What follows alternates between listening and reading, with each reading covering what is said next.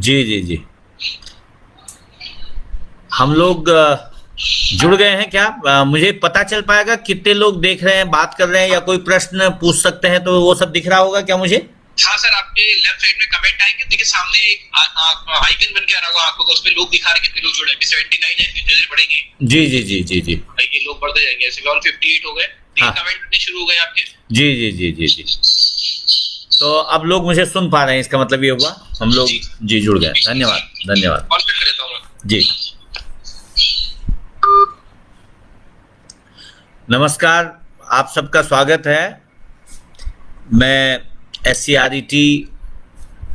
के सभी साथियों का धन्यवाद करता हूं मुझे इस प्लेटफॉर्म से जोड़ने के लिए।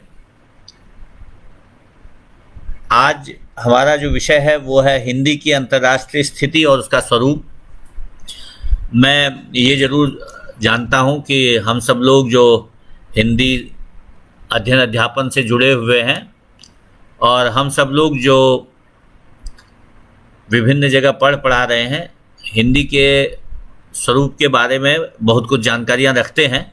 इसलिए जो मैं आज आपके साथ बातचीत करूंगा, ज़रूरी नहीं है कि वो पहली बार कोई सूचना आ रही हो आपके पास, लेकिन ये भी हो सकता है कुछ अलग बातें हों जो आज हम यहाँ पर बातचीत करेंगे। भारत की भाषा हिंदी को हम लोग भारत में जब समझते हैं तो यहाँ पर भी हमारे पास अनेक मत हैं, क्योंकि जब भारत आज़ाद हुआ है और हम सब लोग भारत की भाषा हिंदी को राजभाषा संविधान सभा के द्वारा घोषित पाते हैं, तो उसके बाद से अब तक हिंदी को लेकर कई गतिविधियां हुई, राष्ट्रीय स्तर पर, अंतर्राष्ट्रीय स्तर पर, शैक्षणिक स्तर पर, प्रशासनिक स्तर पर, शोध अनुसंधान के स्तर पर, तकनीकी के स्तर पर। भारत और भारत के बाहर तमाम दुनिया भर में हिंदी के अध्ययन अध्यापन को लेकर कई काम हुए हैं, अनुवाद को लेकर बहुत सारे काम हुए हैं, तकनीकी को लेकर बहुत काम हुए हैं, मीडिया और जो हिंदी की दुनिया है उस सब के रूप में अलग अलग काम हुए हैं। तो इस रूप में अगर हम देखते हैं तो हिंदी दुनिया भर में अलग अलग रूपों में पहुंची है। मुझे ये ध्यान है,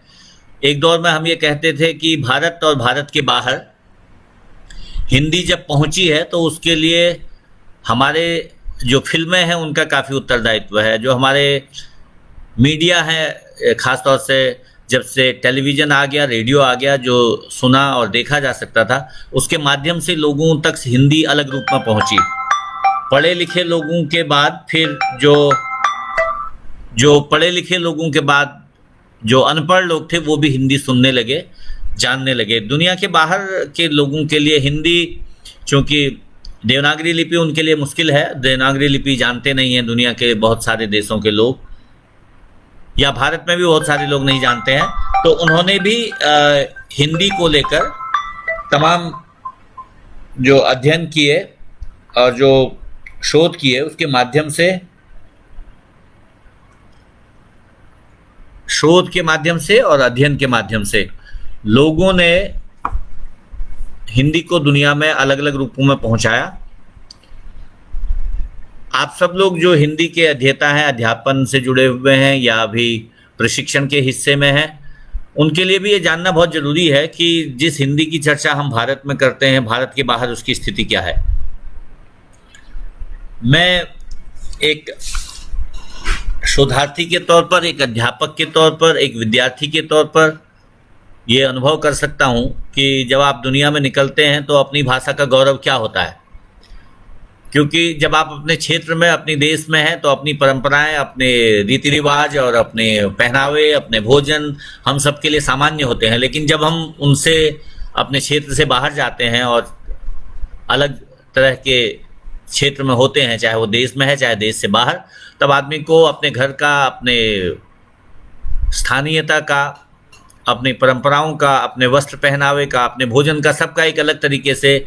बोध होता है। और वो जो आत्मबोध है, कई बार हम अस्मिता से जोड़ते हैं उसको, कई बार हम जोड़ते हैं अपने गौरव से, कई बार हम उसको जोड़ते हैं अपने उपलब्धियों से, कई बार अपनी जो सांस्कृतिक परंपरा है उससे जोड़ते हैं। तो ये हिंदी भी उस एक परंपरा का हिस्सा है। इसलिए जब आज हम बातचीत ये करने वाले हैं कि अंतर्राष्ट्रीय स्तर पर हिंदी की स्थिति क्या है और उसका भविष्य क्या है, संभावनाएं क्या हैं और उसका जो स्वरूप है वो किस तरह से बदलेगा, बढ़ेगा, तो मैं ये ज़रूर कहूँगा कि आप सब लोग जो परिचय लिख रहे हैं उनसे भी ज़्यादा मैं कहूँगा बीच बीच में अगर आपके पास कोई प्रश्न हो तो ज़रूर आप दीजिएगा, जिससे मैं अपने व्याख्यान के दौरान उन बातों को शामिल कर सकूं जिनसे आप जुड़ना और जानना चाह रहे हैं। क्योंकि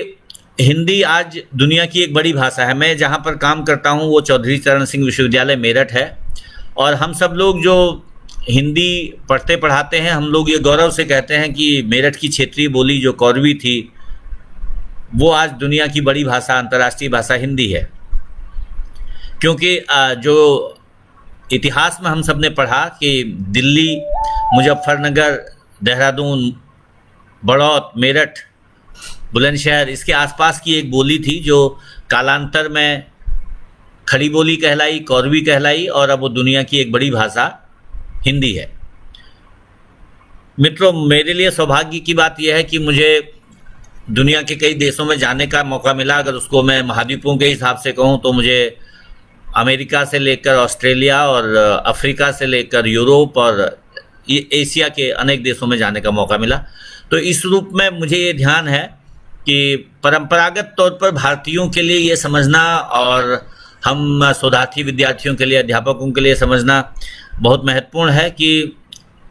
ये जो तमाम देश हैं, ये जो तमाम बड़े बड़े देश हैं, विकसित देश हैं, वहाँ हमारी भाषा की क्या स्थिति है, वहाँ हमारे बोलने वाले लोगों की क्या स्थिति है। क्योंकि भारत में हम लोग जब कभी हिंदी की बात करते हैं या करते थे पहले, ख़ास तौर से जब संविधान सभा से हिंदी को राजभाषा घोषित कर दिया गया, तो तब हम कई बार ये कहते थे कि ये उत्तर क्षेत्र की भाषा है, उत्तर भारत की भाषा है। कई बार अगर आप लोगों ने उसका संवैधानिक स्थिति पढ़ी होगी तो उसमें आप देखते हैं क ख ग क्षेत्र भी बनाए गए। उस समय के लिए वो सुविधाजनक थे, उस समय के लिए वो ठीक रहा होगा विभाजन, क्योंकि उस समय हम ये मान रहे थे कि हिंदी भारत के एक क्षेत्र विशेष से चूँकि संबंधित भाषा थी और अन्य क्षेत्रों में, राज्यों में, महानगरों में सरकार की तरफ से प्रयास ये हुए कि अलग अलग क्षेत्रों के लिए नीतियां बनाई जाए ताकि हिंदी को अधिकांश लोगों तक पहुंचाया जा सके। लगातार होते हैं, जिस प्रकार हम अभी ये बात सुन रहे हैं या समझ रहे हैं भारत के संदर्भ में, ऐसे ही दुनिया भर में तमाम देशों में और उनके अलग अलग क्षेत्रीय आवश्यकताओं को देखते हुए, स्थानीय आवश्यकताओं को देखते हुए हिंदी और भारतीय संस्कृति से संदर्भित हिंदी को पहुंचाने का प्रयास हुआ। जैसे भारत के अलग अलग कोनों में, वैसे दुनिया के अलग अलग कोनों में कुछ प्रयास सरकारी स्तर पर हुए और वे उन प्रयासों का भी जिक्र अभी मैं आपसे करने वाला हूं। कुछ प्रयास निजी संस्थाओं द्वारा हुए, कुछ मीडिया के स्तर पर हुए, कुछ फिल्मों के माध्यम से पहुंचे, कुछ हमारे लेखकों, अनुवादकों के माध्यम से पहुंचे, कुछ आजकल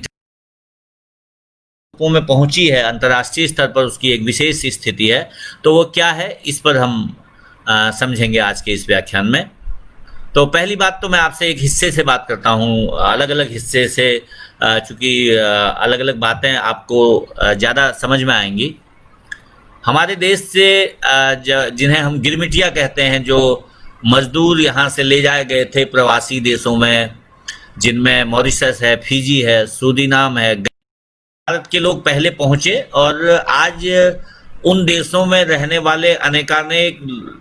लोगों के 5वीं 6ठी पीढ़ी की 30 साल की पीढ़ियों का अंतर समझें तो अलग अलग देशों में कालावधि के हिसाब से अलग अलग पीढ़ियां अभी जीवित हैं और वे अपने पुरखों की जो भाषा थी हिंदी, और हिंदी को अगर हम भाषा के रूप में देखें, फिर हम बोलियों के संदर्भ में देखें, वो भोजपुरी के थे क्षेत्र के,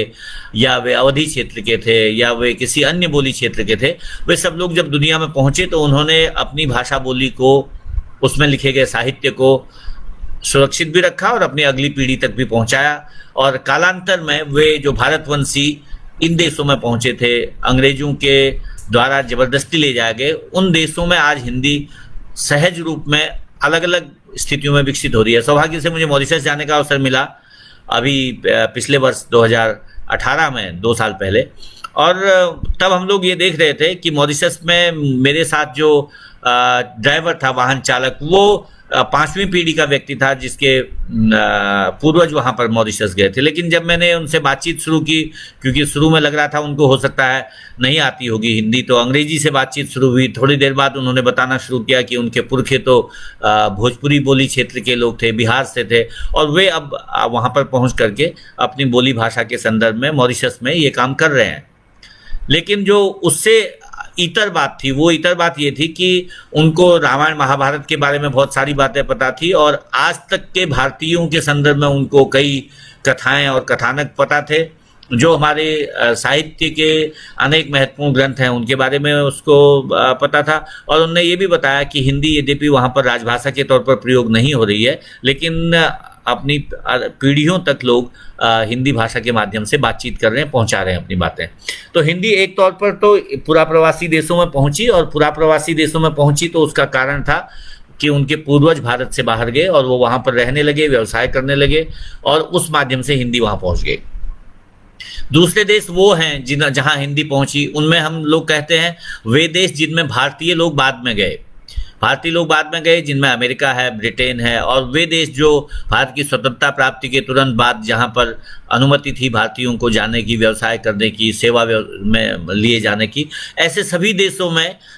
लोगों ने पहुंचने के बाद ये तो हम कहेंगे कि अंतर्राष्ट्रीय स्तर पर हिंदी भाषा में उनको व्यवसाय नहीं मिल रहा था, तो इसलिए वो अपने व्यवसाय में इस्तेमाल नहीं कर रहे थे हिंदी का प्रयोग। लेकिन अंतर्राष्ट्रीय स्तर पर जहाँ जहाँ जिन जिन देशों में भारतीय लोग पहुँचे, उन्होंने वहाँ पर निजी संस्थाओं के तौर पर अपने पारंपरिक जो भारतीय त्यौहार हैं उनके मनाने के संदर्भ में, या वहाँ के संदर्भ में अपनी अगली पीढ़ी तक संस्कार पहुँचाने के लिए अपनी भाषा, चाहे वो संस्कृत थी, चाहे हिंदी है, चाहे अन्य बोली भाषा क्षेत्रों के लोग हैं, वे तमिल, तेलुगु, कन्नड़, मलयालम हैं, वो असमी हैं, वो बंगाली हैं, वो पंजाबी हैं, वो उर्दू बोलने वाले हैं, वो जिस भी भाषा क्षेत्र के लोग हैं, गुजराती हैं, तो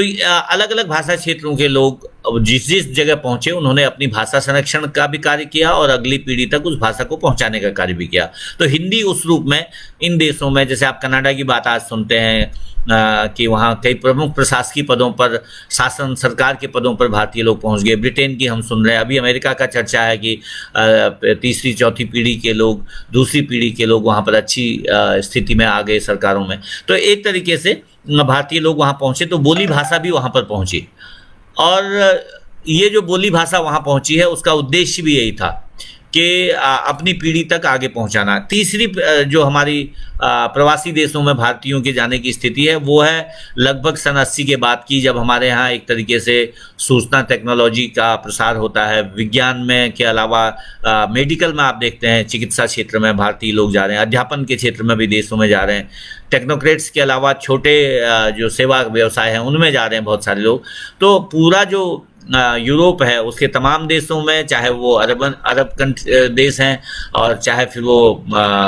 फ्रांस से लेके जर्मनी से लेके हंगरी से लेकर इधर स्पेन और स्विट्जरलैंड तक, तमाम देशों में आपको भारतीय लोगों के मोहल्ले, उनके घर मिलेंगे। और उन रूप में जब आप देखते हैं भारत के रहने वालों को, तो कहीं पर वो बड़े समृद्ध हैं, कहीं पर वो बड़े प्रभावशाली हैं, कहीं पर उनकी स्थिति सामान्य भी है। लेकिन भाषा की स्थिति वहाँ पर यह है कि लोग आपसी व्यवहार में एक संपर्क भाषा के तौर पर अगर वो अंग्रेजी के अलावा किसी अन्य भाषा में बात कर रहे हैं तो वो हिंदी में बात कर रहे हैं। मुझे सौभाग्य से ब्रिटेन में एक ऐसे कार्यक्रम में शामिल होने का अवसर मिला। हमारे एक पारिवारिक मित्र के घर पर एक कार्यक्रम था, उसमें बांग्लादेश के, पाकिस्तान के और श्रीलंका के और भारत के 4 देशों के लोग इकट्ठे थे और वे अंग्रेजी के बजाय हिंदी में बातचीत कर रहे थे। अब ये अंग्रेजी के बजाय हिंदी में क्यों बातचीत कर रहे थे, इसका कारण क्या था? इसका कारण था कि वे ये जानते थे कि हमारी जो एक सामान्य भाषा है जिसमें हम भविष्य में बातचीत कर सकते हैं, या जो एक व्यवसाय की भाषा बनती है इस क्षेत्र विशेष की, जो अंग्रेजी के अलावा है वो हिंदी है। क्योंकि आज हम ये जानते हैं संपर्क भाषा के तौर पर उत्तर से दक्षिण, पूर्व से पश्चिम तक भारत में संपर्क भाषा अंग्रेजी की जगह धीरे धीरे हिंदी की भी बन रही है। व्यावसायिक स्तर पर तो ये जरूर है कि अभी अंग्रेजी का प्रभुत्व है, उसको हमें मानना भी है, स्वीकार भी करना है, उसको रिप्लेस करना है, बदलना भी है। तब भी ये मानना पड़ेगा कि अंग्रेजी के स्तर पर, अंग्रेजी के स्थान पर हिंदी को हम कैसे प्रयोग में लाएं। ये जो तीसरा स्वरूप हुआ हिंदी का, वो बहुत महत्वपूर्ण था कि अब हमारे तकनीकी क्षेत्र के लोग, अब हमारे विज्ञान के जानकार लोग, अब हमारे चिकित्सा क्षेत्र के लोग, अब हमारे विभिन्न आयु वर्ग के लोग पहले लोग जाते थे भारत से कुछ पढ़ने के लिए और कुछ सेवा व्यवसाय में, संख्या बहुत सीमित थी। अब हम लोग एक अनुमानित संख्या ये पाते हैं कि लगभग 2 करोड़ के आसपास की कोई संख्या है जो भारत से बाहर रहने वाले लोगों की है, भारतीयों की। भारत से बाहर रहने वाले इस संख्या के अधिकांश लोग हिंदी जानते हैं, हिंदी प्रयोग करते हैं। तो अंतर्राष्ट्रीय स्तर पर एक तरह से हिंदी की जो प्रयोग की स्थिति है वे तमाम देश, जिनमें अभी मैं यूरोपियन देशों की बात कर रहा था, उनके अलावा अगर एशिया की भी बात करें, चाहे जापान की, चाहे कोरिया की, चाहे मलेशिया, इंडोनेशिया से लेकर वर्मा,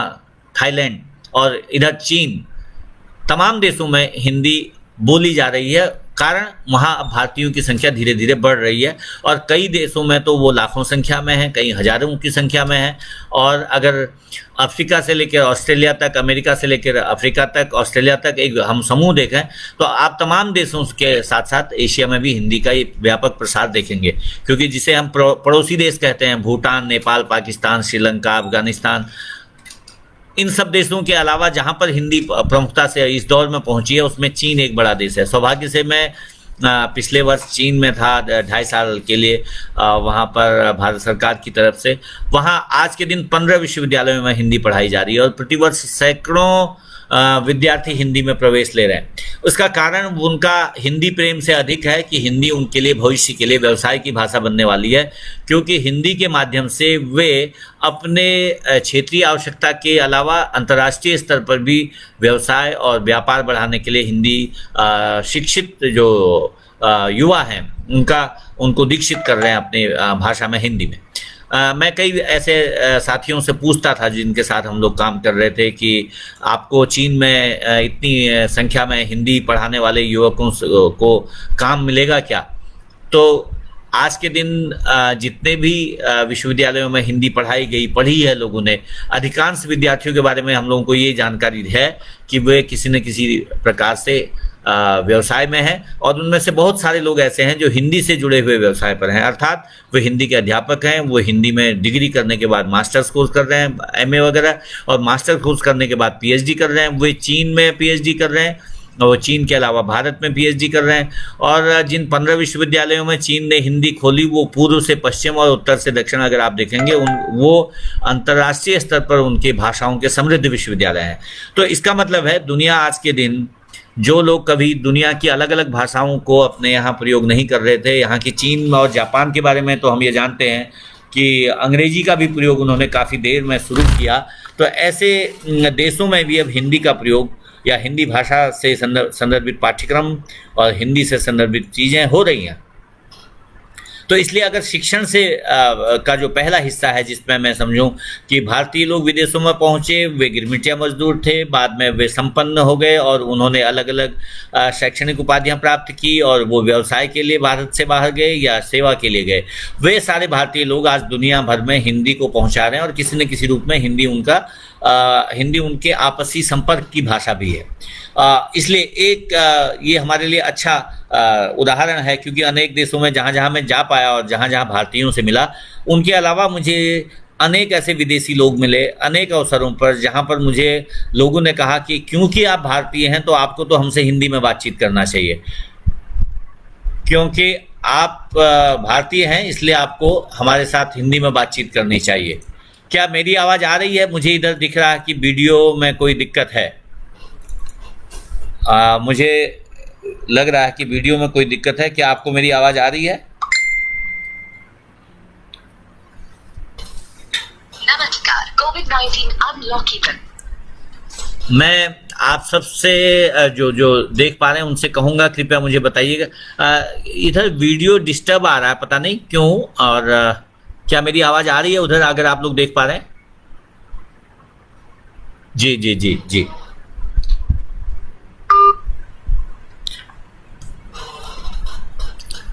तो क्या आपको मेरी आवाज़ आ रही है? मैं केवल ये जानना चाह रहा हूँ हमारे जो श्रोता वर्ग में इसमें हैं लोग, क्योंकि मुझे लिखा हुआ दिख रहा है इसमें कि वीडियो में मुश्किल कुछ है।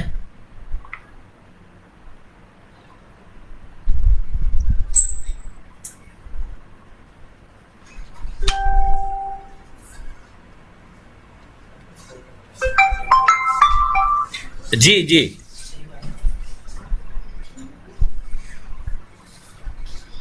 अच्छा, मैं कंटिन्यू करता रहूँ ना? जी ठीक है, धन्यवाद।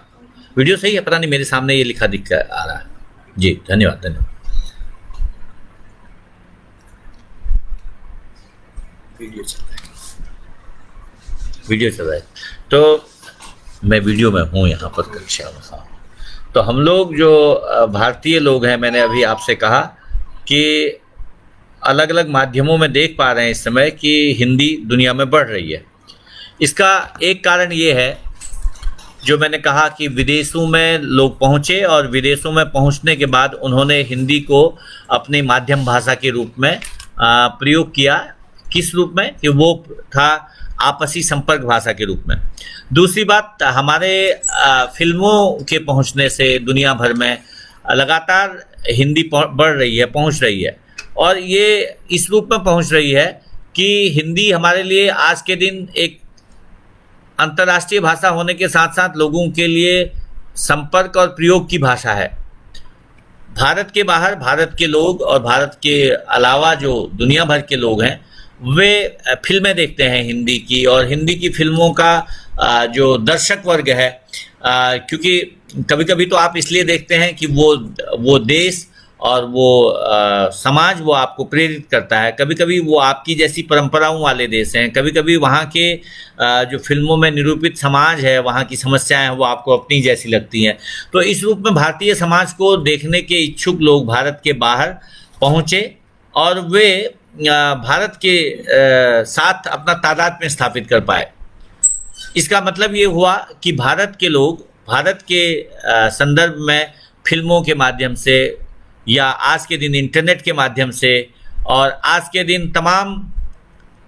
अन्य माध्यमों में, जिसको हम कहेंगे, चाहे वो ब्लॉग्स हैं, चाहे वो फेसबुक है, चाहे वो ट्विटर है, चाहे अन्य माध्यमों में हिंदी जिस रूप में लिखी जा रही है, वे सब लोग देख पा रहे हैं कि हिंदी एक बड़ा बाजार है। मैं इस रूप में भी इसको कह रहा हूँ क्योंकि जब हम लोग चीन में थे, मैं चीन में अध्यापन कर रहा था, उस दौर में मैंने पूछा कई लोगों से, कि विद्यार्थियों से, शिक्षकों से, वहाँ के उनसे जुड़े हुए लोगों से, कि आप हिंदी क्यों पढ़ रहे हैं, क्या लाभ होगा आपको। तो मुझे एक चीनी विद्वान ने कहा कि आपको शायद ये अंदाज अभी नहीं होगा कि चीनी भाषा और हिंदी भाषा, इन दोनों के लिए पूरी दुनिया में बहुत बड़ा एक संपर्क वर्ग है, जो कभी भारत से या चीन से निकल करके गया। भारत से निकला हुआ जो वर्ग है, चाहे वो अमेरिका में है, चाहे ब्रिटेन में है, चाहे दुनिया के अन्य देशों में है, वो तमाम देशों में लोग उस भाषा को किसी न किसी रूप में जानते हैं। अगर हमको अपना व्यवसाय फैलाना है, अगर हमको व्यापार करना है, और अगर हमको सेवा देनी है, उन तीनों रूपों में हमको ऐसी भाषाएं चाहिए जिनसे लोगों से कम्युनिकेट कर सकें, बातचीत कर सकें। इसका मतलब ये हुआ कि ये सारे लोग जो प्रवासी लोग थे भारतीयों में, पूरा प्रवासी, जिनकी अभी मैंने चर्चा की थी, मॉरिशस में, सूरीनाम में, गयाना में, ट्रिनिडाद टोबैगो में, फिजी में, और या फिर जो बाद में ब्रिटेन, कनाडा और अमेरिका में चले गए लोग थे, या जो आज की दुनिया में तमाम देशों में, अगर भारत के प्रवासियों की संख्या भी मैंने आपको लगभग 2 करोड़ कही, तो वो संख्या बढ़ भी गई होगी इस दौर में। तो अगर इस पूरे समय को हम समझते हैं तो भारत का जो पूरा एक परिदृश्य है दुनिया में, वो हिंदी के माध्यम से आता है। अभी ये बात फिर चीन से मैं इसलिए दोहरा रहा होता हूँ कई बार कि मेरे पास बड़े ताजे संदर्भ हैं। इस समय अगर आप चीन में प्रवेश पाते हैं तो हमारा पासपोर्ट जैसे ही स्कैन होता है उनके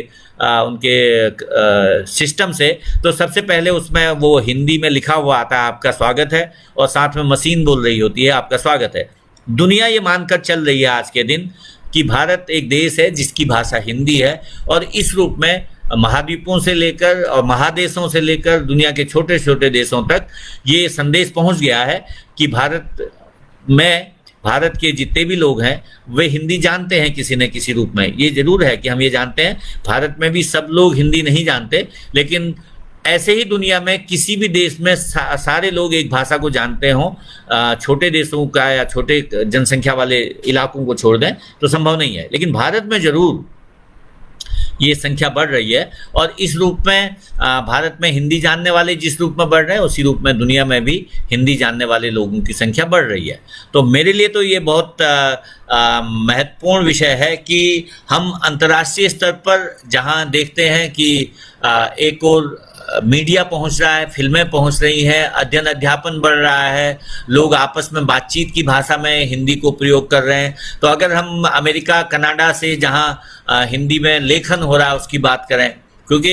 एक बड़ी दुनिया हिंदी की वो है जो हिंदी में लेखन कर रही है। आपको ये जानकर खुशी भी हो सकती है कि लगभग पिछले 8-10 वर्षों में हिंदी में 400 से अधिक पुस्तकें हिंदी में विदेश में रहने वाले लोगों द्वारा लिखी गई, जो कहानी की पुस्तकें हैं, जो कविता की पुस्तकें हैं, जो उपन्यास हैं, जो यात्रा वृत्तांत हैं, फिर जो विभिन्न भारत के सामाजिक सांस्कृतिक विषयों पर लिखी गई पुस्तकें हैं। इसका मतलब ये है कि अब हिंदी में लेखन भारत के बाहर भी हो रहा है, और वो तमाम देशों में हो रहा है। वो किसी एक देश में हो रहा है ऐसा नहीं है, वो तमाम देशों में हो रहा है। हाँ, उसका एक और जो अद्भुत पक्ष है वो ये कि कनाडा से लेकर अमेरिका और शारजाह से लेकर ब्रिटेन और ऑस्ट्रेलिया से लेकर तमाम देशों में जो भारतीय रह रहे हैं, जो तकनीकी तौर पर बहुत समृद्ध हैं, उन्होंने बहुत पहले 10 साल, 15-20 साल पहले से ब्लॉग्स निकालने शुरू किए हिंदी में, फिर ई जर्नल और ई मैगजीन्स निकालनी, ई पत्रिकाएं निकालनी शुरू की। और आपको ये खुशी होगी कि लाखों लाख पेज ऐसे हैं भारत के बारे में, भारतीय संस्कृति के बारे में, भारत की तमाम व्यवस्थाओं के बारे में जो हिंदी में लिखे गए, और वो ई माध्यमों से जो प्रस्तुत हुई पत्रिकाएं, जो प्रस्तुत हुए लेख, उनके माध्यम से दुनिया में पहुंच रहे हैं। तो मैं ऐसे कुछ पत्रिकाओं से जुड़ा भी रहा, और उन पत्रिकाओं में मुझे ध्यान है, मैं स्वयं करीब 15 साल पहले से उन पत्रिकाओं के माध्यम से हिंदी दुनिया में लिखे जा रहे तकनीकी के लेख, व्यवसाय संबंधी लेख, व्यापार संबंधी लेख, राजनीति और शिक्षा संबंधी लेख, तमाम तरह के विषयों पर वो जो सामग्री है वो हिंदी में लिखी गई। और इधर अब आप जिसे हम कह रहे हैं आर्टिफिशियल इंटेलिजेंस, जो भविष्य के लिए एक बड़ा सपना है, उसमें भी हिंदी का प्रवेश पूरी तरह हो चुका। इसलिए हम ये देख पा रहे हैं कि आज के दिन जब आप बोलते हैं, आपका स्पीच टू टेक्स्ट और टेक्स्ट टू स्पीच दोनों माध्यमों में हिंदी बहुत तेजी से बढ़ रही है। मेरे पास जो मोबाइल यंत्र है और जो लैपटॉप है, दोनों में मैं बोलकर हिंदी में इस समय लिख सकता हूं। तो इसका मतलब मैं ही नहीं लिख सकता, बल्कि एक व्यक्ति जो कभी भारत से किसी देश में दुनिया में चला गया था, उनको हिंदी की टाइपिंग का अंदाज नहीं है, हिंदी में लेखन का नहीं है, वे लोग भी अब हिंदी में इस मशीन या इस यंत्र के माध्यम से लिख पा रहे हैं, पढ़ पा रहे हैं। ये लिखने पढ़ने का जो तरीका है, लिखने पढ़ने का जो ढंग है, अब जो मशीनों के माध्यम से इस रूप में आ गया कि आप जो बोलते हैं वो लिख दिया जाता है, जो लिखा गया है उसको मशीन बोलकर सुना देती है। इससे भी हिंदी का प्रसार भारत और भारत के बाहर हुआ। ये प्रयोग मैंने चीन में किया। मैंने चीन में रहते हुए अपने सैकड़ों जो भारतीय और विदेशी मित्र थे, उसमें चीनी भी थे, अन्य देशों के भी थे। हम लोगों ने एक समूह बनाया वहाँ पर, हिंदी इन चाइना, और उसमें हम लोग ऐसे लोगों से बातचीत करते थे जो लोग चीन में रहते हुए हिंदी में या तो पढ़ रहे हैं, या पढ़ा रहे हैं, या वो लिख रहे हैं, या वो अनुवाद का कार्य कर रहे हैं, या वे मीडिया में रिपोर्टर हैं, या वो टेलीविज़न में, फिल्मों में के लिए काम कर रहे हैं। ऐसे तमाम तरह के लोग, जो यहाँ तक कि अगर हम ये कहें डबिंग जो वहाँ की फिल्मों में अब हो रही है, हिंदी फिल्मों से चीनी फिल्म में, चीनी फिल्मों का हिंदी में, ऐसे तमाम तरह के नए व्यवसाय एक एक देश में सैकड़ों लोगों को बेहतर रोजगार दे रहे हैं। अकेले चीन में इस समय 50 से 60 ऐसे नए युवा हैं जो हिंदी अध्यापन से जुड़े हुए हैं, हिंदी शोध से जुड़े हुए हैं। वे लोग अनुवाद का बहुत बेहतरीन काम कर रहे हैं। पिछले करीब 40-50 सालों में, उससे भी पहले से, चूंकि चीन में तो अनुवाद भारत की स्वतंत्रता के आसपास से शुरू हो गया था चीन में, लेकिन आज के दिन अगर हम देखें, कम से कम 300 के आसपास के ग्रंथ, और उससे भी अधिक बल्कि अब तक हो गए होंगे, हिंदी से चीनी में अनुदित हुए, और चीनी से भी हिंदी में अनुवाद का काम काफ़ी चल रहा है। तो अंतर्राष्ट्रीय स्थिति में हिंदी के बढ़ने का मतलब है दुनिया भर के तमाम भाषा बोलने वाले लोगों में, चाहे वो रूसी है, चाहे वो अंग्रेजी है, चाहे वो जर्मन है, फ्रेंच है, स्पेनिश है, और दुनिया की जो महत्वपूर्ण भाषाएं हैं, उन सब भाषाओं में अगर हिंदी का अनुवाद हो रहा है और हिंदी से उसमें अनुवाद हो रहा है, तो इस तरह से एक भाषा भाषी परंपरा की चीज़ें दूसरी भाषा में पहुंच रही हैं, और दूसरी भाषा भाषी परंपराएं इस भाषा में पहुंच रही हैं। इस रूप में हिंदी का विकास बहुत तेजी से दुनिया में हो रहा है, क्योंकि इस समय विशेष में कभी हम ये समझते थे कि जो ज्ञान की भाषा है वो शायद अंग्रेजी है, लेकिन कंप्यूटर ने जब से यूनिकोड सिस्टम आ गया, हम लोगों ने ये अनुभव किया कि कंप्यूटर वो भाषा बोलता है या वो भाषा जानता है जो हम उसे सिखाते हैं। इस रूप में आज कंप्यूटर दक्ष है, वो तमाम दुनिया भर की भाषाओं को, बोलियों तक को अपने पास समृद्ध कर रहा है। और हम लोग जो हिंदी बोलने वाले लोग हैं उनको एक बड़ा प्लेटफॉर्म कंप्यूटर के रूप में, इंटरनेट माध्यमों के रूप में मिला। और आज के दिन चूंकि हमने कहा भारत एक युवा देश है और यहाँ पर युवक तमाम क्षेत्रों में कार्य कर रहे हैं, और उसमें जो हिंदी प्रयोग की जो एक तरह से संख्या बढ़ी है निरंतर, हर वर्ष लाखों लोग हिंदी में लिखना शुरू कर चुके, तो एक तरीके से इंटरनेट माध्यमों में भी अब हिंदी का प्रयोग बहुत तेजी से बढ़ गया। खुशी की बात कहाँ है? खुशी की बात यह है कि अभी हम ये सोच रहे थे कि एक भाषा जो कभी अंग्रेजी थी, जो ब्रिटेन में शुरू हुई, उसको अमेरिकन और ऑस्ट्रेलिया की दुनिया तक स्वीकार किया गया, फिर धीरे धीरे उसको पूरी दुनिया ने अलग अलग रूपों में, चूंकि वो उनकी राजभाषा थी, वो राज्य कर रहे थे, उन्होंने सिखाई। और इस रूप में अंग्रेजी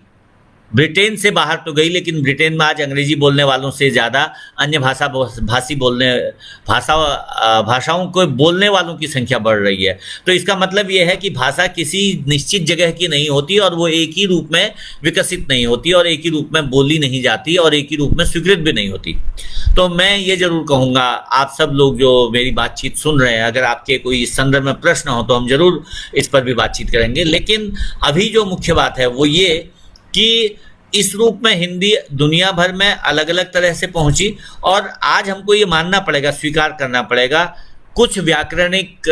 लेखन की असंगतियों, विसंगतियों या कमियों के साथ, कुछ उच्चारण भिन्नताओं के साथ अगर हमको कभी हिंदी बोलने और लिखने वाले लोग मिलते हैं तो हमको उनको प्रोत्साहित करने की ज़रूरत है, हमको उनको स्वीकार करने की ज़रूरत है। और हम उस रूप में उनको स्वीकार करेंगे और उनको अपनाएंगे तो हिंदी समृद्ध होगी, हिंदी बड़ी होगी, और हिंदी बोलने वाले लोगों को, हिंदी को जानने वाले लोगों को ये सब जो उपादान है एक तरीके से जो हम दे पाएंगे, उससे हिंदी समृद्ध होगी। तो मैं भारत और भारत के बाहर तमाम तरह की जो हिंदी की उच्चारण पद्धतियां हैं, हिंदी की लेखन पद्धतियां हैं, उनको उदार मन से स्वीकृत करने के लिए इसलिए भी कहता हूं लोगों से, क्योंकि जिसे हम अंग्रेजी कहते हैं वो ब्रिटेन में जैसी बोली जाती है वैसी भारत में नहीं बोली जाती, जैसी भारत में बोली जाती है वैसे अमेरिका में नहीं बोली जाती, और अन्य यूरोपियन देशों या एशियन देशों या अफ्रीकन देशों में उसके उच्चारण रूप भिन्न हैं। निश्चित तौर पर कुछ व्याकरणिक गलतियों के साथ भी अंग्रेजी दुनिया भर में बोली जाने लगी थी या स्वीकृत होने लगी थी, क्योंकि अंग्रेजी के उपभोक्ता वर्ग या प्रयोक्ता वर्ग ने अंग्रेजी में इस कमी को उदारतापूर्वक संभाल लिया, स्वीकार कर लिया, और इसलिए आज के दिन अंग्रेजी का विकास उस रूप में हुआ। हिंदी के बारे में हम लोग बार बार ये सुनते हैं, जब से मैं विद्यार्थी हूँ और अब मैं अध्यापन में हूँ और कई जगह आना जाना होता है, तो उस संदर्भ में बार बार ये बात हम लोग सुनते हैं कि हिंदी में परंपरागत संस्कृत परंपरा से ये कठिन शब्द लाए गए, इसलिए हिंदी कठिन हो गई। अब हिंदी में परंपरा पोषी लोगों की या केवल परंपरा के नाम पर एक जैसी भाषा बोली लिखी जाए, उसको कहने वाले लोग बहुत कम हैं। इसलिए आज के दिन हम ये लोग ये मान सकते हैं कि अगर कभी ऐसा भी था तो आज के दिन वो स्थिति परिवर्तित हो रही है, और वो जो परिवर्तित स्थिति है वह भी बहुत अच्छा प्रयोग भविष्य में आएगा। अभी एक विद्यार्थी ने यहाँ पर प्रश्न पूछा कि हिंदी में चूंकि कई रूपों में जो लेखन हो रहा है वो कैसे मिलेगा, क्योंकि अभी उन्होंने मनोविज्ञान से संदर्भित प्रश्न पूछा है या अन्य जो समाज विज्ञान है उनमें। ये मैं ज़रूर कहूँगा कि जो भी महत्वपूर्ण ग्रंथ किसी भी हमारे अध्यापक को, किसी भी शोधार्थी को मिलते हैं, हमको कोशिश करनी होगी और हमको करना होगा कि इस माध्यम से हम जुड़ें और अनुवाद के माध्यम से उस ग्रंथ को अपने लोगों तक पहुंचाएं, चाहे वो विज्ञान के ग्रंथ हों, चाहे वो मानविकी के ग्रंथ हों, चाहे वो चिकित्सा विज्ञान के ग्रंथ हों, कानून संदर्भित ग्रंथ हों। हमारे पास आज के दिन अगर अनुदित हो जाएंगे वो हिंदी में पुस्तकें, तो कल को हम उसके शिक्षण सामग्री से लेकर के तमाम रूपों में उसका प्रयोग कर पाएंगे। ये एक कठिनाई जरूर हमारे साथ हुई कि हमारे महत्वपूर्ण ग्रंथ, चाहे वो वेद हैं और चाहे अन्य रूपों में, जब तक विदेशों से अनुवाद हुए तब तक हम तक पहुँचे। चाहे जर्मनी का संदर्भ आता है, फ्रांस का संदर्भ आता है, जापान का संदर्भ आता है, हमारे महत्वपूर्ण ग्रंथ विदेशों से होकर के भी कई रूपों में आए।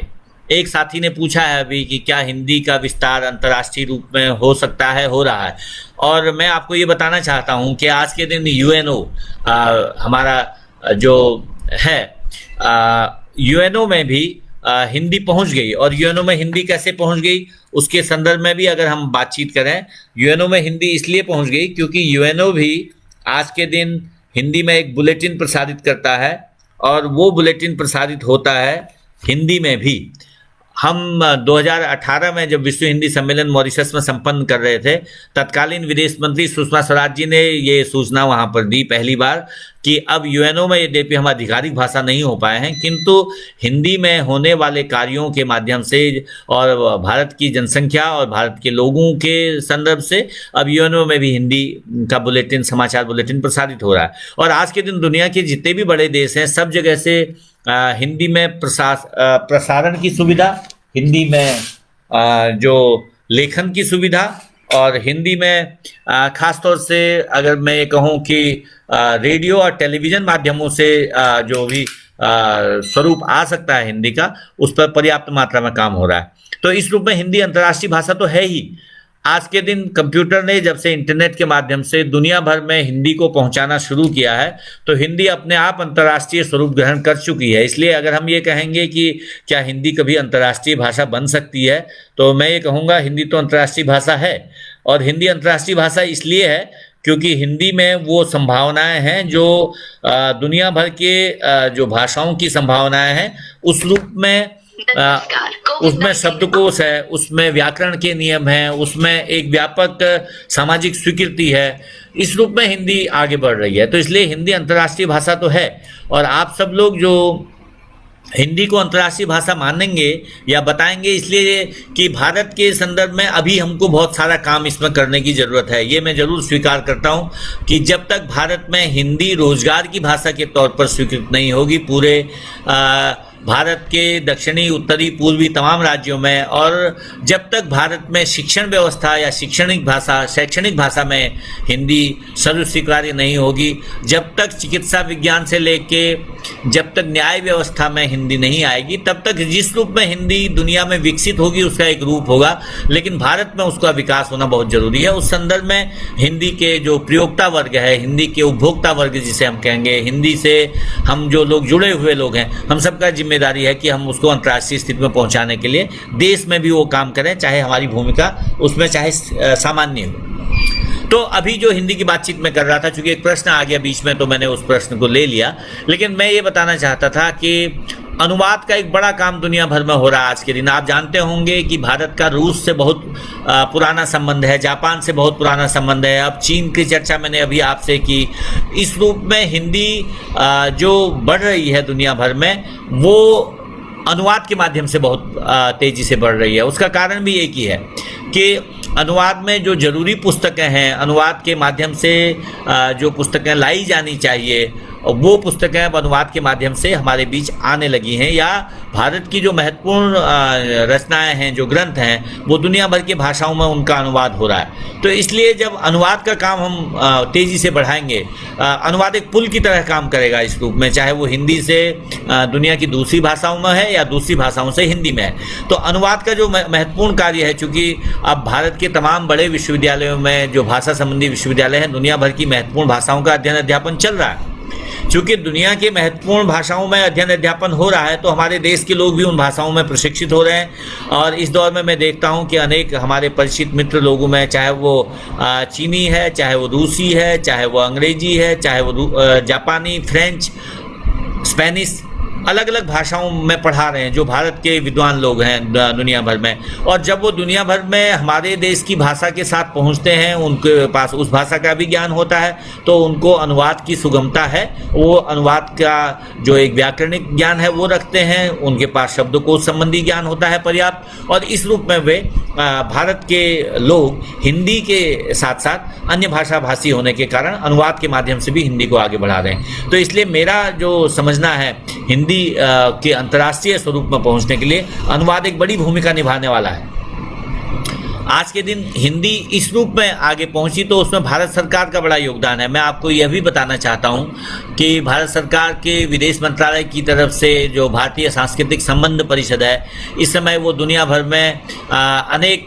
प्रोफेसर्स को हिंदी पढ़ाने के लिए, भारतीय संस्कृति पढ़ाने के लिए, योग पढ़ाने के लिए भेज रही है। इससे ये परंपरा हमारे यहाँ स्वतंत्रता प्राप्ति के बाद से शुरू हुई और अब यह परंपरा लगातार आगे बढ़ रही है। इस रूप में देखते हैं तो दुनिया भर में हिंदी इसलिए भी पहुंची कि एक तो वहाँ के जो लोग हैं उनको आवश्यकता हुई उनको कि हिंदी में काम करना चाहिए, हिंदी में सुनना पढ़ना चाहिए उनको। लेकिन इसके साथ साथ जो भारत के लोग गए, उन्होंने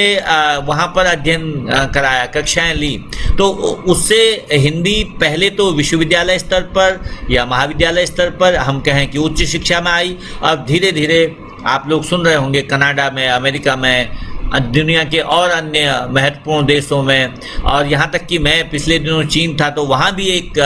स्कूल ने शुरुआत की हिंदी पढ़ाने की, तो पहले सत्र में उनके पास ठीक ठाक संख्या में विद्यार्थी आ गए। तो एक तरह से दुनिया के तमाम देशों में भारत सरकार की, वहाँ रहने वाले हमारे दूतावासों की, वहाँ रहने वाले हमारे भारतीय प्रवासियों की और भारत के जो आम नागरिक हैं उनके प्रयासों से हिंदी वहाँ के लोगों के बीच पहुँच रही है। इस रूप में अगर हिंदी का प्रयोग अगर देखा जाए तो हिंदी आज भारत और भारत के बाहर शैक्षणिक व्यवस्था के माध्यम से काफ़ी तीव्रता से पहुंची है। उसका एक बड़ा कारण ये भी है कि अन्य देशों में धीरे धीरे व्यापारिक संदर्भों में भी या व्यवसाय के संदर्भ में या सेवा के लिए भविष्य में हिंदी जानने वाले लोगों की उपयोगिता दिखाई देने लगी है। तो अगर आप अपने व्यवसाय में या अपने रोजगार के हिस्से में हिंदी को शामिल कर पाते हैं तो उस रूप में हिंदी आज दुनिया में पहुंच रही है। तो भारत के लोग, भारत के जो अधिकारी और भारत के निवासी या भारतवंशी लोगों के माध्यम से हिंदी जिस रूप में आज पहुंची है दुनिया में, उसका एक बड़ा उदाहरण हमारे लिए कनाडा है, उसके लिए बड़ा उदाहरण एक ब्रिटेन है, एक बड़ा उदाहरण अमेरिका है। और आज के दिन इन देशों के अलावा जो हमारे परंपरागत देश थे उनमें भी हिंदी का अलग अलग रूप विकसित हुआ। जैसे आप जानते हैं सूरीनाम में हिंदी के परंपरागत हिंदी के बजाय वहाँ की जो स्थानीय भाषा से मेल करके सरनामी की तरह हिंदी पढ़ी जाती है। हिंदी फिजी में फिजी बाप के तरह एक भाषा प्रयुक्त हो रही है वहाँ पर। इसी तरह से अगर मॉरिशस में देखते हैं तो वहाँ पर मुख्य भाषा नहीं है, बावजूद उसके हिंदी का विकास चल रहा है। और अगर दुनिया के अन्य देशों में जैसे जो विकसित देश हैं, चाहे ब्रिटेन है चाहे अमेरिका है, वहाँ पर भी हिंदी भाषा भाषियों के द्वारा और हिंदी भाषा भाषियों के अलावा वहाँ के स्थायी निवासियों या वहाँ के निवासियों के द्वारा जो हिंदी प्रयुक्त की जा रही है वह भी बहुत महत्वपूर्ण है। तो इसलिए मेरी जो समझ है हिंदी के बारे में कि अगर आज के दिन हिंदी अंतर्राष्ट्रीय स्तर पर विकसित हो रही है तो उसका एक ही कारण है कि भारत की अर्थव्यवस्था, भारत की जो समाज व्यवस्था है वो पहले से भिन्न है और अब हम धीरे धीरे एक प्रगतिशील देश के संदर्भ में आगे बढ़ रहे हैं। जब आप इस रूप में आगे बढ़ते हैं, दुनिया आपके अस्तित्व को अन्य रूपों में भी स्वीकार कर रही है, अन्य रूपों में स्वीकार कर रही है, तो आपकी भाषा भी उसका एक बड़ा उदाहरण है। अंततः दुनिया को भारत की आवश्यकता अलग अलग संदर्भों में दिखाई दे रही है, ज़रूरत है उनको, तो भारत की भाषा की भी ज़रूरत है। और भाषा में लिखे गए महत्वपूर्ण रचनाओं का, हिंदी की तमाम बोलियों में लिखी गई रचनाओं का इसलिए आदर भी हो रहा है और इस रूप में वो अनुवाद स्वीकृत भी हो रहे हैं। तो मैं हिंदी को अंतर्राष्ट्रीय स्तर पर जो महसूस करता हूँ कि उसकी जो स्थिति है, स्वरूपगत स्थिति है, उसमें अनेक तरह के बोली रूप अब विकसित हो रहे हैं। जैसे कभी हम लोग पढ़ते थे जब हम लोग विद्यार्थी थे कि हिंदी के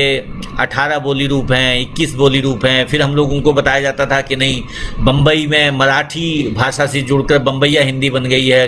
हैदराबाद में एक अलग तरह की हिंदी की शैली विकसित हो गई है, कलकत्ता में कलकत्तिया हिंदी विकसित हो गई है। इसी रूप में अगर हम देखते हैं तो दुनिया के अलग अलग रूपों में भी हिंदी बढ़ रही है। जैसे हम लोग जब चीन में इस बात का व्यवहार कर रहे थे तो हम लोगों ने एक वहाँ पर भाषा के संदर्भ में बातचीत की, तो लोगों ने कहा वहाँ जो हिंदी बोली जा रही है वो हिंची है। हिंची, तो हिंची क्या है? हिंची से मतलब है वो हिंदी जिसमें चीनी शब्दावली का भी प्रवेश हो रहा है। अब वो चीनी शब्दावली के प्रवेश होने से हिंदी के साथ क्या होने वाला है? वही होने वाला है जो अंग्रेजी के प्रवेश होने के साथ हुआ, अर्थात अंग्रेजी वर्ग में हिंदी की स्वीकृति, चीन में हिंदी की स्वीकृति, रूस में हिंदी की स्वीकृति, या बोली भाषा क्षेत्रों के अलग अलग शब्दों की हिंदी की जो मानक हिंदी के रूप है उसमें अगर बढ़त होती है तो हिंदी आगे बढ़ती है। तो इस रूप में भारतीय भाषाओं का जो स्वरूप है हिंदी के विकास में, बोलियों का जो स्वरूप है हिंदी के विकास में, इसी रूप में अलग अलग देशों में स्पेनिश शब्दावली में काम कर रहे हमारे एक मित्र हैं जो स्पेन में हैं, तो उन्होंने बताया कि अब धीरे धीरे अनेक शब्द वो प्रयोग में लाने लगे। मैं खुद फ्रेंच क्षेत्र में रहा स्विट्जरलैंड में, तो मुझे लगा कि बहुत सारे शब्द उनके जो वर्णमाला के शब्द हैं उनमें वर्णमाला के जो उच्चारणगत रूप अगर हम देखते हैं, संख्या के देखते हैं, उनमें कई ऐसे उच्चारण थे जो हिंदी या संस्कृत परंपरा से मिलते जुलते थे। चीनी परंपरा में बहुत सारे शब्द ऐसे मिलते हैं जिनमें हिंदी के भी हिंदी के शब्द के आसपास के शब्द हैं। तो वो शब्द कई बार ये लगता है हमारी परंपरा से या तो वहाँ पहुँचे हैं या उनकी परंपरा से हमारे बीच में आए हैं। इस रूप में जो स्वीकृति है भाषा की, बोली की स्वीकृति है, जब बढ़ती है तो तब लोग उस स्वीकृत भाषा रूप को जल्दी अपनाते हैं। इसलिए मेरा तो ये जो समझना है कि हिंदी के अलग अलग जो भाषाओं से प्रभावित रूप हैं उनको हमको स्वीकृत करना चाहिए। जैसे मुझे सौभाग्य से जब ब्रिटेन जाने का अवसर मिला, उसके बाद मैंने ब्रिटेन के कुछ रचनाकारों का अध्ययन किया और अकेले एक लेखक के कहानी संग्रह से कई बार मुझे ऐसा महसूस हुआ कि उनकी एक पुस्तक मैंने पढ़ी और मैंने कम से कम 50 से 100 नए शब्द सीख लिए। वो क्या थे? वो थे वहाँ के भोजन के नाम, वो वहाँ के गलियों के नाम, वो वहाँ के लोगों के नाम, वो वहाँ के वस्त्र और पहनावे के नाम, वो वहाँ की परंपराओं में जो शब्द हैं उनके नाम, और वो वहाँ के संस्कारों के नाम, वहाँ के रिवाजों के नाम। तो ये तमाम नाम एक देश से जब हमको एक बार में मिल सकते हैं या एक किताब क्योंकि अगर कोई लेखक किसी समाज विशेष में रह रहा है और वहाँ की शब्दावली का प्रयोग,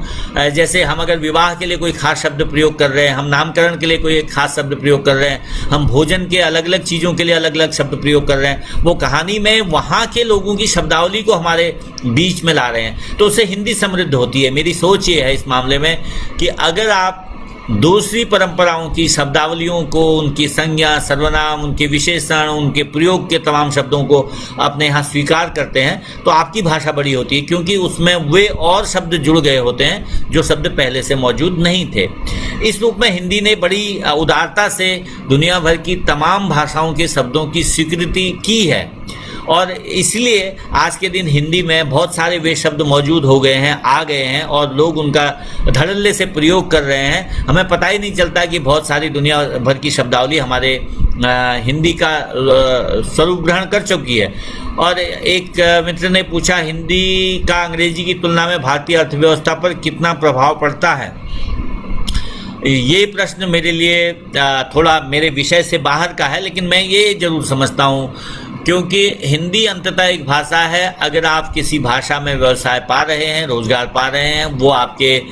रोजगार को प्रभावित करेगी तो आपकी आर्थिक व्यवस्था को भी प्रभावित करेगी। जैसे अगर हिंदी माध्यमों में कार्य करने वाले टेलीविज़न के लोगों को अगर आप देखें, हिंदी माध्यमों में काम करने वाले फिल्म के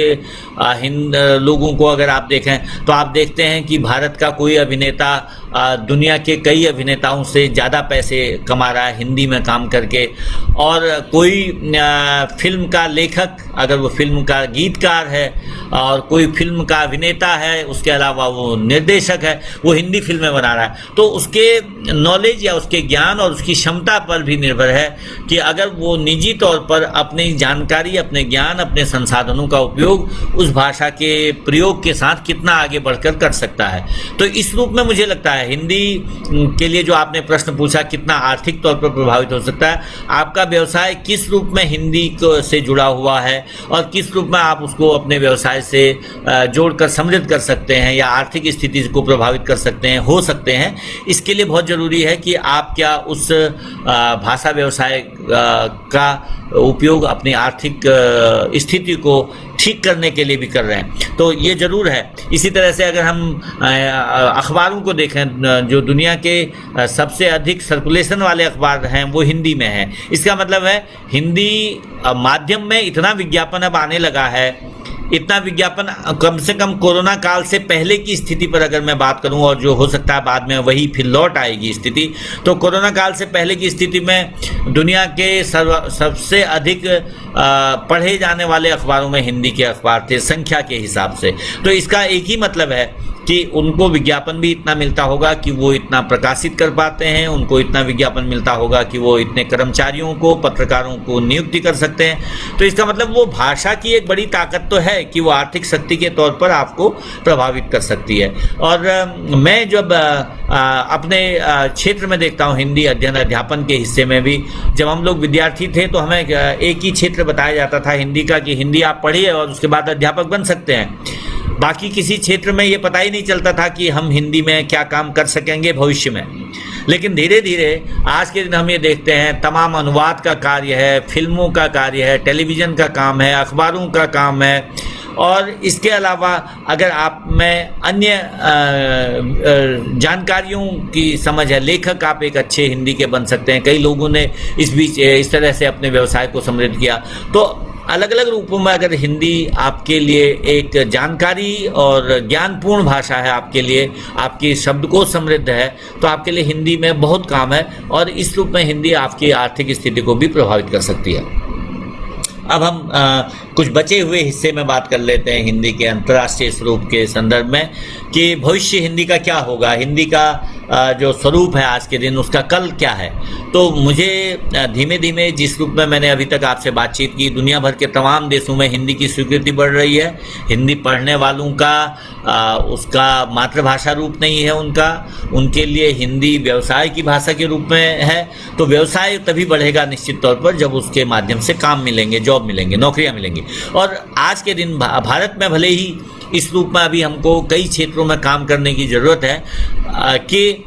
हिंदी रोजगार की भाषा बने, और हिंदी रोजगार की भाषा बने इसका मतलब रोजगार में वो तब आएगी जब वो शिक्षण की भाषा बनेगी। तो दुनिया में अनेक देशों में अब जो प्राइमरी स्तर या बेसिक कक्षा जो शिक्षा है वहाँ से हिंदी पढ़ाई जाने लगी। तो मैं अपने विद्यार्थियों से भी जो इसमें पढ़ रहे थे हिंदी दुनिया में अलग अलग देशों में, या चीन में मैं रहा तो वहाँ के विद्यार्थियों से मैं बातचीत कर रहा था, क्योंकि विश्वविद्यालय में एक सीमित संख्या में अध्ययन अध्यापन के लिए लोगों की ज़रूरत पड़ेगी। लेकिन अगर नीचे से सभी कक्षाओं में जिस प्रकार दुनिया की महत्वपूर्ण भाषाएं पढ़ाई जा रही हैं, हिंदी भी पढ़ाई जाने लगेगी दुनिया भर में, तो अनेक संख्या में, बृहत संख्या में एक तरीके से शिक्षकों की आवश्यकता दुनिया भर को पड़ेगी। तो इस रूप में हिंदी का विकास होगा और हिंदी का प्रभाव क्षेत्र बढ़ेगा, ये मेरी समझ है। और आज के दिन हिंदी जहाँ है वो तमाम तरह की बाधाओं के बावजूद, तमाम तरह के विरोध और अस्वीकारों के बावजूद भी बढ़ रही है। कहीं उसका राजनीतिक उपयोग भी होता है, ये भी हम लोग मानते हैं, और कई बार हम लोग ये भी मानते हैं कि हिंदी को जिस तरीके से गंभीरता से अलग अलग क्षेत्रों में लागू किया जाना चाहिए था वो लागू नहीं की जा सकी। लेकिन अब समय आ रहा है धीरे धीरे कि हम उसके विकास में ये तकनीक का प्रयोग करते हुए, जो इंटरनेट संसाधनों का प्रयोग करते हुए ज्ञान और अनुवाद के क्षेत्र में उसको ले जा करके समृद्ध कर सकते हैं। और हिंदी होगी तभी समृद्ध जब हम प्रयोक्ता वर्ग के लोग हिंदी को केवल इस रूप में नहीं देखेंगे कि वो घर की भाषा है, बल्कि वो कामकाज की भी भाषा बने, वो शिक्षण अध्ययन की भाषा बने, वो रोजगार की भाषा बने। और दुनिया आपको तभी स्वीकार करेगी, या दुनिया हमको तभी स्वीकार करेगी, हमारी भाषा को तभी स्वीकार करेगी जब वो देखेगी कि हम उसका विरोध अपने देश में होते नहीं देख रहे हैं, हम उसका प्रयोग स्वयं कर रहे हैं, हमारी आने वाली पीढ़ियां उसका प्रयोग कर रही हैं, हम अपनी संतानों तक उस भाषा को पहुंचा रहे हैं। निश्चित तौर पर तभी वो आगे बढ़ेगी। दुनिया भर की तमाम भाषाएं वे ही आगे बढ़ी हैं, दुनिया की तमाम भाषाएं वे ही आगे बढ़ी हैं जिन्होंने अपनी अगली पीढ़ी तक उस भाषा के समृद्ध रूप को उन तक पहुंचाया है। तो हमको ये ज़रूरत होगी, खाली भाषण और नारेबाजी से ये बातें नहीं हो सकती। हम इस भाषा के गौरव को केवल और केवल अपने बीच में गाकर नहीं पूरे हो सकते जब तक कि दुनिया आपको इस रूप में स्वीकार नहीं करेगी। दुनिया आपको तभी स्वीकार करेगी जब आप उस भाषा रूप को स्वयं अपनी अगली पीढ़ियों तक पहुंचाएंगे। वो वाचिक परंपरा में भी पहुंचे, वो लिखित रूप में भी पहुंचे, वो ज्ञान की भाषा के तौर पर भी पहुंचे और वो शिक्षण, अध्ययन और रोजगार की भाषा के तौर पर भी पहुंचे। तब हिंदी के उन्नत भविष्य की कल्पना हम कर सकते हैं। हाँ, आज के दिन हम जहाँ हैं वहाँ से बहुत सारा काम होना है, बहुत सारा काम किया जाना है। सब कुछ हो गया इसकी बात नहीं कही जाएगी, बिल्कुल कुछ नहीं हुआ ऐसा भी नहीं है, लेकिन जो हुआ है उसमें अभी बहुत संभावनाएं हैं आगे बढ़ने की। और जहां हम पहुंचे हैं उससे बहुत निराश होने की ज़रूरत नहीं है, लेकिन जहां हमको जाना है वो मार्ग अभी लंबा है। और हिंदी का जो कार्य है वो अगर हम इस रूप में लें कि मैं हिंदी से जुड़ा हुआ अध्यापक हूँ, मेरी जहाँ जिम्मेदारी है वहाँ मैं पूरा कर रहा हूँ, तो दुनिया हमको गंभीरता से लेगी। इस रूप में अंतर्राष्ट्रीय स्थिति जो एक भाषा की बनती है वो वहाँ से तो बनती है जहाँ वो पहुँची है, लेकिन वहाँ से भी उसका जड़ या नींव जुड़ी रहनी चाहिए जहाँ तक कि वो भाषा उसके प्रयोक्ता क्षेत्र से या मूल क्षेत्र से जुड़ी हो। तो आपको अगर कोई प्रश्न हो तो आप लोग प्रश्न दे सकते हैं यहाँ पर, मैं प्रश्नों के जवाब देते रहूँगा। और मुख्य बातें मैं अपनी लगभग संपन्न कर चुका। मेरी कोशिश पहले ये ज़रूर थी कि मैं कोई पीपीटी बनाकर आपको स्क्रीन शेयर करके कुछ जानकारियों के साथ बातचीत करूं, लेकिन एक मेरा विषय आज जानकारी देने मात्र का था कि विश्व में हिंदी की स्थिति क्या है। अगर भविष्य में मैं इस तरह की किसी और विषय पर बातचीत करूंगा तो संदर्भित अन्य चीज़ों के साथ भी बात कर सकता हूं। तो आप सबका धन्यवाद जो इस व्याख्यान में अब तक जुड़े रहे हैं। और मैं ये ज़रूर कहूँगा कि 3-4 प्रश्न मैं अब तक देख पाया था जो मैंने लिए, और अभी आपके पास कोई ज़रूरी प्रश्न हो तो आप इस कमेंट वाले हिस्से में डाल सकते हैं और मैं उनका जवाब देने की कोशिश करूँगा।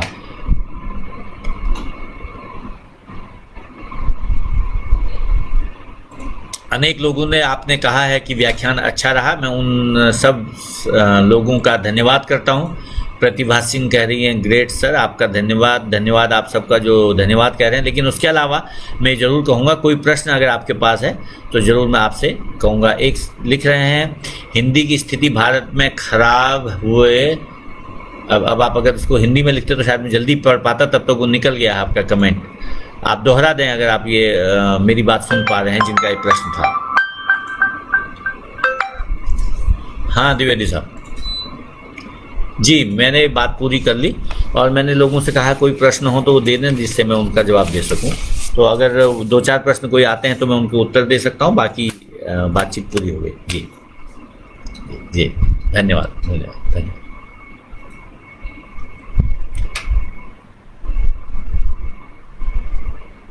एक मित्र लिख रहे हैं हिंदी हमारी मदर टंग है। जरूर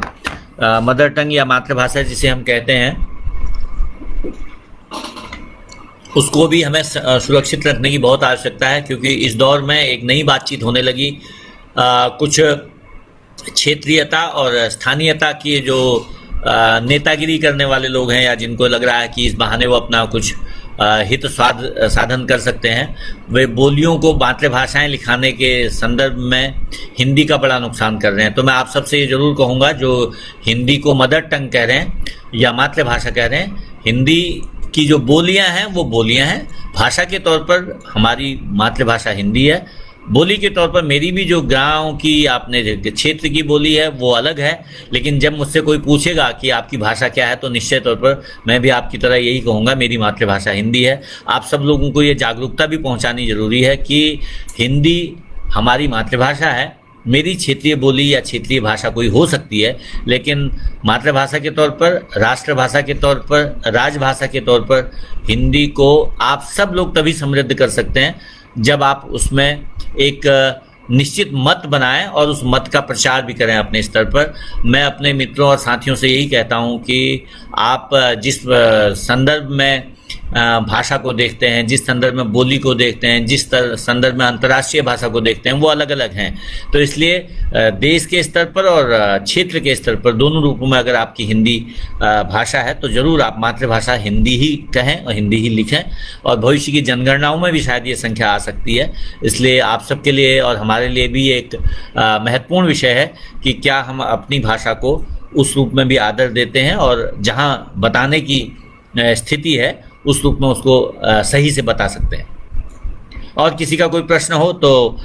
मैं प्रश्न ले सकता हूं, अन्यथा फिर हम ये कार्यक्रम संपन्न करेंगे। मैं अपने इस कार्यक्रम से जुड़े हुए सभी अधिकारियों का, हमारे उत्तर प्रदेश बेसिक शिक्षा विभाग का, उसके निदेशक डॉक्टर सर्वेन विक्रम जी का,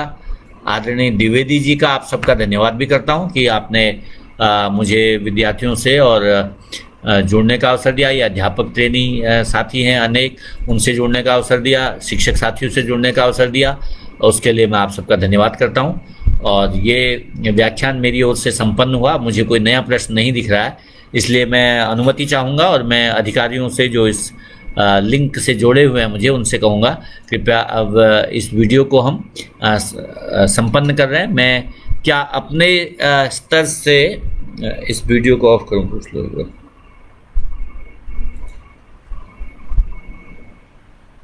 नमस्कार, कोविड-19 अनलॉक की प्रक्रिया अब पूरे देश में जी। अब प्रश्न मेरे पास कोई नहीं है तो एंड लाइव वीडियो में कर दूं यहाँ से। ये धन्यवाद, आप सबका धन्यवाद और द्विवेदी साहब आपका बहुत धन्यवाद। नमस्कार।